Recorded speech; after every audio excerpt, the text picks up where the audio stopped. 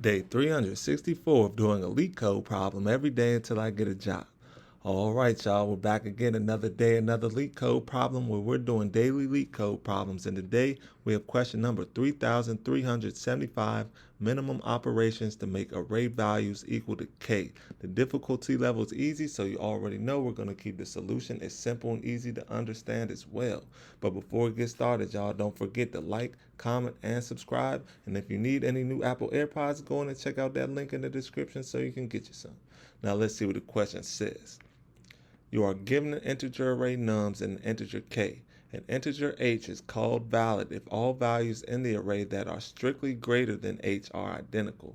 For example, if nums equals an array of integers 10, 8, 10, and 8, a valid integer is h equals 9 because all of nums of I that are greater than 9 are equal to 10, but 5 is not a valid integer.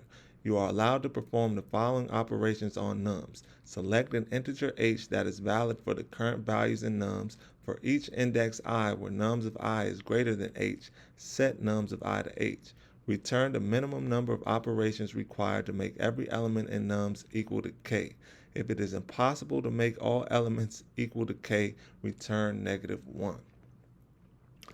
All right, y'all, so I can understand how that may be difficult to understand. So let's go ahead and take a look at these examples just to make sure we are doing this problem correctly. So in example 1, we have the input nums equals an array of integers 5, 2, 5, 4, and 5, k equals 2, output equals 2. The explanation says the operations can be performed in order using valid integers 4 and 2. All right, so let's just go ahead and copy and paste this over here so y'all can get a better visual representation of what's going on. So we have this input array nums, and we want to see how many operations using these two operations right here that they give us will it take to make every number in this array equal to k, which in this case is 2. So right here it says select an integer h that is valid for current values in nums. So it says right here an integer h is called valid if all values in the array that are strictly greater than h are identical. Then it gives us this an example where h is 9, h is equal to 9, and as you can see, if h is equal to 9, every number in this array greater than 9 is identical. It's 10. They're all 10. Boom. So we come over here. Sorry, y'all. Come over here, and it says that in the explanation it says the operations can be performed in order using valid integers 4 and 2. So we're going to start with 4. So 4 is a valid number because, as you can see, all of the values in the array that are greater than 4 are identical. So in this case, all of the numbers that are greater than 4 are 5, right? They're all identical. So that makes 4 a valid number. Then it says, so we have to select an integer h that is valid for the current value in nums. So for our integer h, we're going to use 4. Then, sorry y'all, we're going to use 4.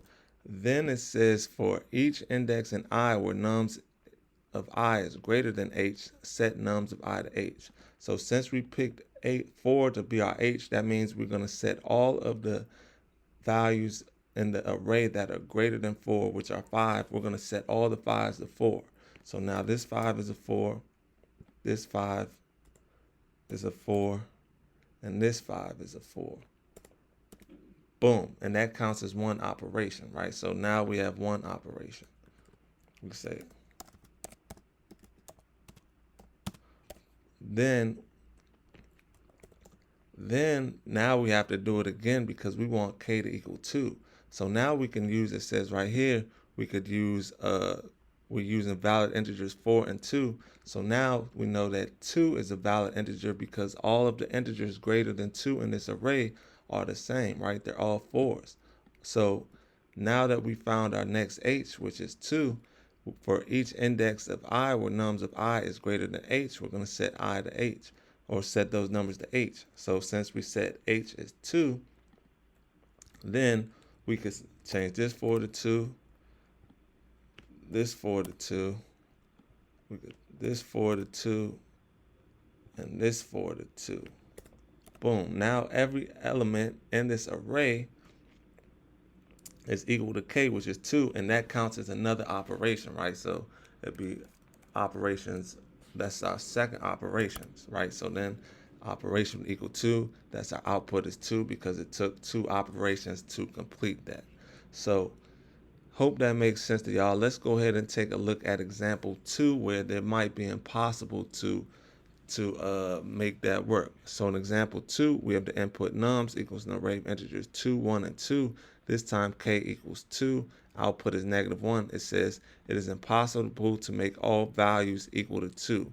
We can't make all values equal to 2 because this 1 right here, we could make these 2, we could turn these 2's into 1 using these operations, but there's no way to turn these ones, or excuse me, turn this 1 into 2, given the operations that they gave us, right? There's no operation to increase a number. There's only operations to decrease a number. So it says if it is impossible to make all elements equal to k, then we just return -1. That's why we return -1, because there's no way to increase this 1 into a 2. So it's impossible to make all of the elements equal to k because k equals 2. Boom. So now let's look at example 3. The last one is still a little, got a little trick to it, but we should be able to get through it. So let me go ahead and get rid of this. And so we could go over example 3. So in example 3, we have the input nums equals an array of integers 9, 7, 5, and 3. This time k equals 1.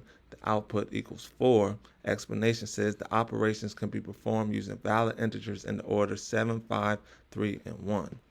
So once again, let's copy and paste this over here so we can make it make sense. So these are the numbers that we're working with. Let's copy and paste this and bring this down here. So, and then k equals 1. So we have to turn all of these numbers into 1. So it says the first valid integer we're going to use is 7 because, once again, all the elements in this array that are greater than 7 are equal. And there's only one element in this array greater than 7, which is 9. So since there's only one, that means it's a unique element and it's equal to all of the other elements because there are no other elements. So we could turn this 9 into 7. Boom. Then we have, yeah, that's operations. Oh, hold on. That counts as one operation. Boom. Then the next one is 5. 5 works because 5 is our next valid integer because all of the numbers that are greater than 5 are identical to each other, which in this case is 7. All of the numbers greater than 5 in this array is 7, so that makes 5 a valid integer. Now we use the second operation right here, and we turn these 7s into 5. So we put a 5 right here and a 5 right here. Boom. Then we can add 1 to our operations. So that's another operation we just did. Then the next valid integer is 3. So we turn, as you can see, 3, we have 3, all of the elements greater than 3, they're all 5s, right? So that makes 3 a valid integer. So now we turn all these 5s into 3s. So we turn that 5 into 3, that 5 into 3, and that 5 into 3. That is a third operation. Boom. But we're not done yet because k equals 1. So we need to turn all of these 3s. 1 is a valid integer because all of the numbers in this array greater than 1 are equal to each other, and we're trying to get the 1 because k equals 1, right? And it says minimum operations. So 2 would be a valid integer as well, but we want the minimum operation, so we're just going to go straight to 1. So now we can turn all of these elements in this array into 1. And then after we do that, boom, all of the elements in the array equal 1.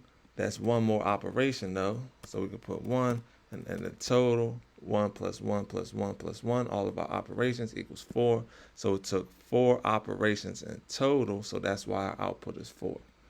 Boom. So now that we understand the question, y'all, let's get into the fun part, the actual solution. Solution is not that difficult to understand at all, so let's get started. Now the first thing we need to do is we need to sort the array in ascending order, and this is going to help us easily identify the unique values that are greater than k. So for that, we could just say let sorted nums equal nums dot sorted and put a parentheses like that.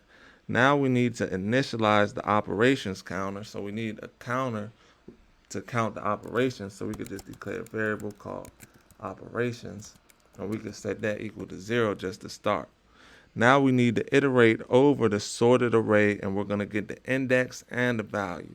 So we're going to say for, open up the parentheses, I, comma, num, come outside the parentheses, in sorted nums dot enumerated. The enumerated is going to get us the value or the element and the index. So that's what the enumerated is for.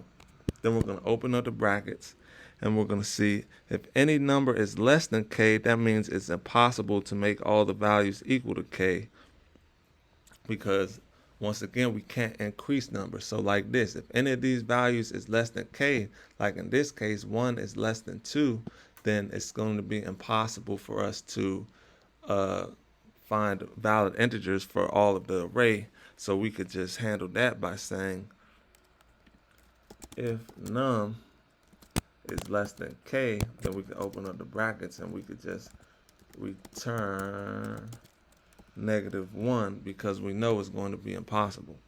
Boom. Now if a number is greater than k and it's either the first element or different from the previous one, that's going to ensure the uniqueness for us. Then it's a unique number greater than k, so we can count it as one operation. So we're going to come right here and we're going to say if num is greater than k and two and signs, open up the parentheses, I equals 0, or two vertical lines, num is greater than sorted nums, square bracket I minus 1, then we're going to come outside of those parentheses, open up the brackets, and we're going to increment operations by saying operations plus equals 1. Boom. Now we just need to return the total number of operations, and this is going to represent the number of unique values that are greater than k that need to be reduced to k. So we could just come right here and we could say return operations. Now that should be all she wrote, y'all. Let's go ahead and give it a run to make sure it's running correctly before we submit it, and it's accepted, y'all. So let's just go ahead and submit it. Make sure it's still accepted after we submit it. And look at that, y'all. 18 milliseconds beats 15.36% of users with Swift. We could get those numbers up. We'll get those numbers up as we continue down our LeetCode journey. But right now, I feel like this is a simple and easy solution to understand that we can all learn from and use the knowledge that we gain from this solution in future solutions. So with that being said, y'all, I hope y'all learned something today, and I hope to see y'all here tomorrow for another day, another LeetCode problem. See y'all then.